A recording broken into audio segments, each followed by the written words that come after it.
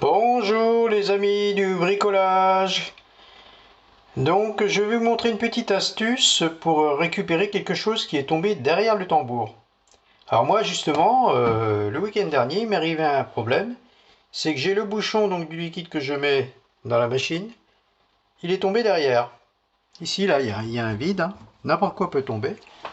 Et le problème c'est que ça tombe dans un bac qui se trouve en dessous le tambour. Donc pour la récupérer, c'est vraiment la galère. Voilà, ça c'est la lampe qui est tombée qui était dedans. C'est une petite lampe qui est sur aimant et elle est tombée dans le tambour. C'est pas grave. J'avais préparé ça pour la vidéo. C'est ça le bruit qu'on a entendu en fait, hein. Donc je vais vous montrer comment on fait. Alors, la trappe en fait, elle se trouve ici. Voilà, vous voyez. Ça c'est la trappe. Ça c'est le dessous de la trappe en fait. Mais nous, ce qui nous intéresse, c'est de pouvoir récupérer le... Alors évidemment, elle est dans le fond, elle. On va la remettre. Voilà.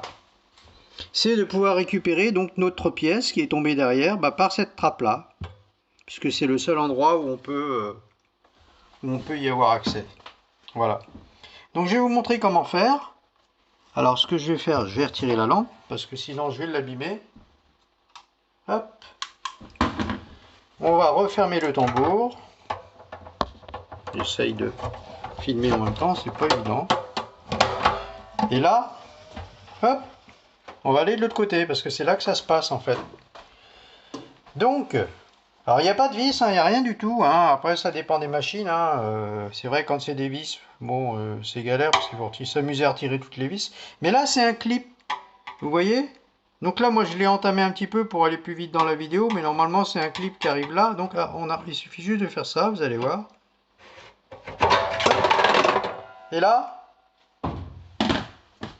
notre trappe, elle s'est ouverte. Voilà. Alors, maintenant, je vais aller de l'autre côté. Oui, ça va.